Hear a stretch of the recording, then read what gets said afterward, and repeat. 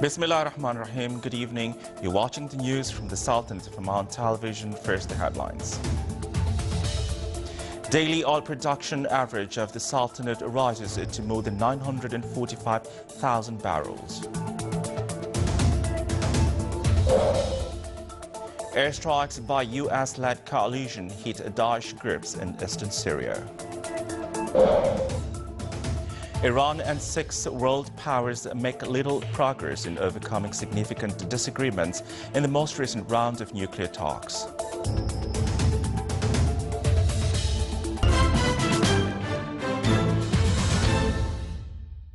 Those were the headlines, and now the news in detail. China topped countries importing Oman oil till the end of last July.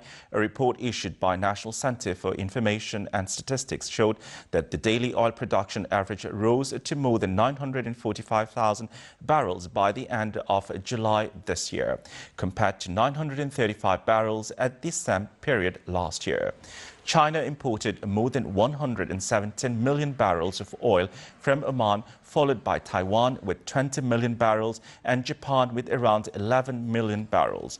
From its side, the Ministry of Oil and Gas said that oil and gas production indicators in 2014 affirmed that the performance of current oil wells had improved, pointing out that in view of a seismic survey, drilling and assessment operations at Sea Area number 50 of Mazira Oil Company, is expected that there will be future oil discoveries.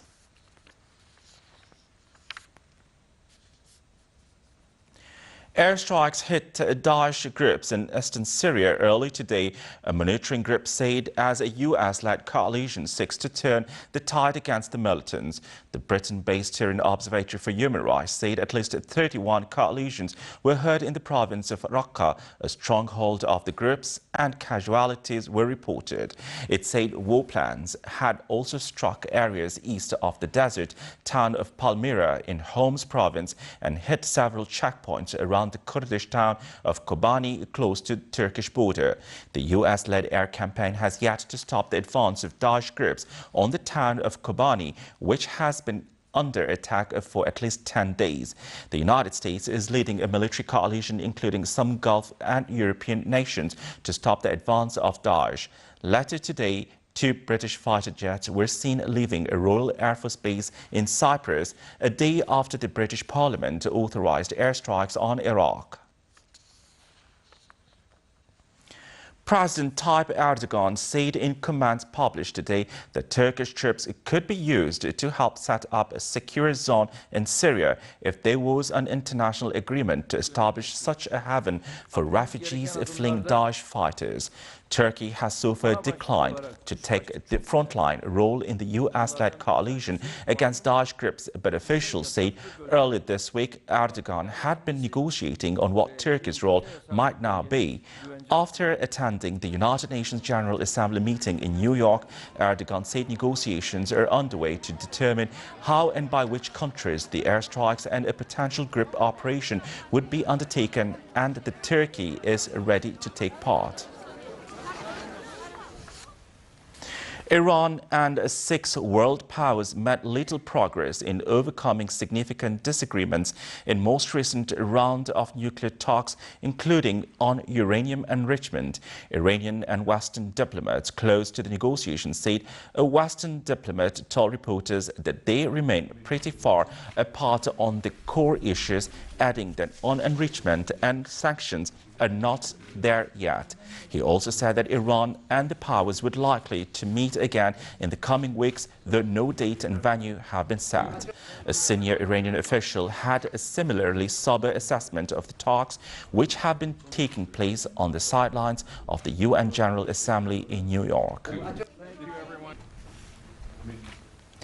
Iran President Hassan Rouhani has said at a news conference in New York that the progress they have witnessed in recent days has been extremely slow, adding that they must look forward to the future and make the courageous decision vice versa this problem. Rouhani also said any deal without lifting all sanctions against Tehran was unacceptable. Iran and the sixth hope that a resolution of more than a decade-long nuclear standoff with Iran will reduce regional tensions and remove the risk of another war in the Middle East. At the General Assembly earlier in the week, Rouhani said a deal that ends sanctions will open the door to deeper cooperation on regional peace and stability and fight against militants such as Daesh, a group that has seized parts of Iraq and Syria. Yemen's rebels attacked the home of Yemen's intelligence chief in Sana'a today, showing the fragility of a power-sharing accord that has failed to halt fighting in the capital. Houthi rebels seized control of much of Sana'a last week, hours before the accord was signed with other political parties providing for the creation of a new government. The takeover of the capital effectively made the Houthis the main power broker in Yemen. However, there have been several clashes between Houthi rebels and security forces in Sana'a since the accord was signed. Still to come in our news bulletin. Climate change in Colombia is sowing chaos in rice fields.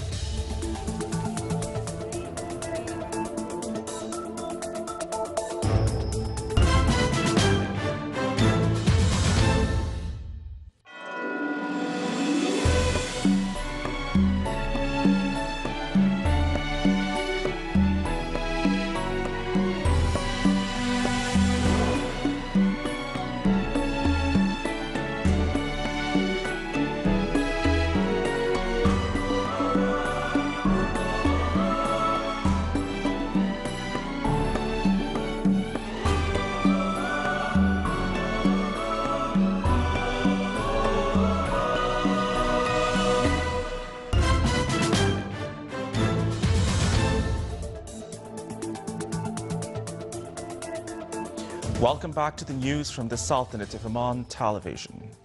An Egyptian court postponed to 29th of November its verdict on whether former President Hosni Mubarak ordered the killing of protesters during the 2011 uprising that ended his 30-year rule. Before adjourning the hearing today, the judge said he and members of the prosecution team had not finished reviewing all the evidence in the case, which amounted to 160,000 pages. Mubarak, his interim minister Habib al-Adli and 6 other senior security officers are accused of ordering the killing of more than 800 protesters, sowing chaos and creating a security vacuum during the 18-day revolt. One man was killed and at least 14 others were injured by blast in Pakistan's Balochistan province today. Local television channel reported that the preparators detonated explosive attached to a motorcycle near a vegetable market in the city of Sibi. 15 people injured in the attack were taken to hospital for treatment. The station reported that one person succumbed to the injuries during treatment, while another person is believed to be in critical condition.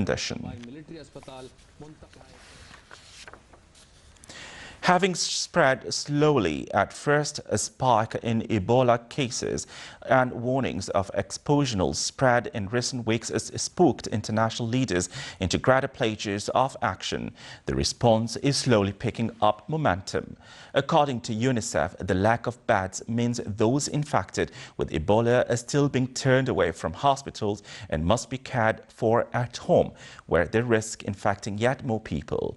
As a result, part of the aid response is now focusing on setting up care centers in communities and training locals, including 11,000 teachers in Liberia, to educate people about how to combat the disease. The first 9,000 of a planned 50,000 kits containing protective gowns, gloves and masks for family members to look after Ebola sufferers arrived in Liberia. The World Health Organization said Liberia had 315 bed spaces for Ebola patients and aid agencies have promised to set up 440 more, but the country needs a further 1,550 beds that nobody has yet offered to provide. In Colombia, the lush tropical climate allowed rice farmers to harvest 2 or 3 times a year. But recently, climate change has been sowing chaos in the fields. Details in the following report. Once upon a time on Colombia's northern plains, a lush tropical climate guaranteed rice farmers bountiful harvests. But climate change has sowed chaos. In less than a decade, the minimum temperature has gone up 3 degrees Celsius, humidity has soared, and rains have swung between deluge and drought. The climate has changed a lot. There have been many variations in different areas. The rains are virtually unnatural. In some places, it rains a lot, and in others, very little. In 5 years, rice yields have fallen from 6 tons per hectare to 5. It's a tragedy for a country where growing rice is the main economic activity for more than 200 towns and villages. But from soil studies to weather forecasts, tropical farming experts have begun analysing local data on an unprecedented scale, and they've come up with a list of specific recommendations for farmers. The farmer can be reluctant to change his traditional way of doing things, especially when it's coming from someone in the city.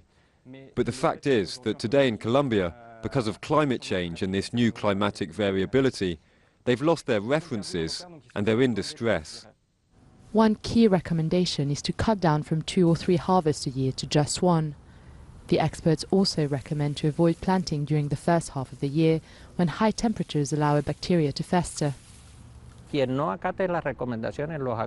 the farmers and rice producers don't follow these recommendations, they simply won't harvest rice. They'll only get 5% of the production they would have if they would have sown at the right time.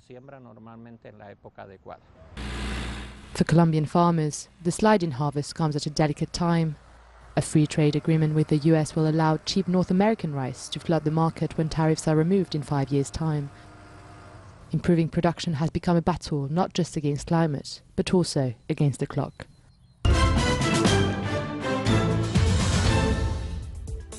Now for the general weather forecast around the Sultanate.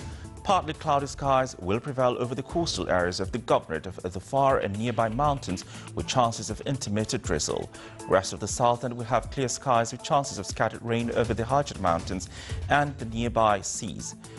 Winds will be northeasterly light to moderate along the coastal areas of Sea of Oman, while it will be southerly to southeasterly light to moderate over the rest of the Sultanate. Seas along the coast of the Sea of Oman will be moderate to rough with a maximum wave height of 2.5 meters, and along the rest of the coast it will be slight to moderate with a maximum wave height of 1.5 meters.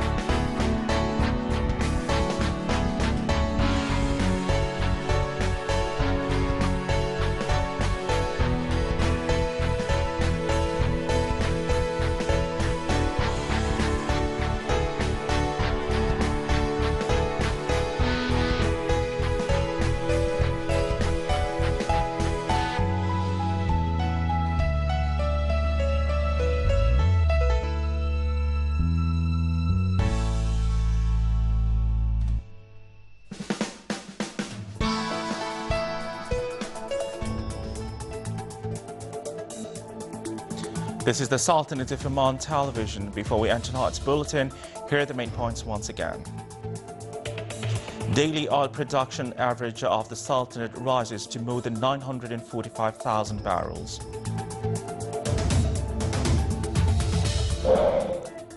Airstrikes by US-led coalition hit Daesh groups in eastern Syria. Iran and 6 world powers make little progress in overcoming significant disagreements in the most recent round of nuclear talks. With that, we come to the end of tonight's news bulletin. From all of us here at the studio and the newsroom, it's good night.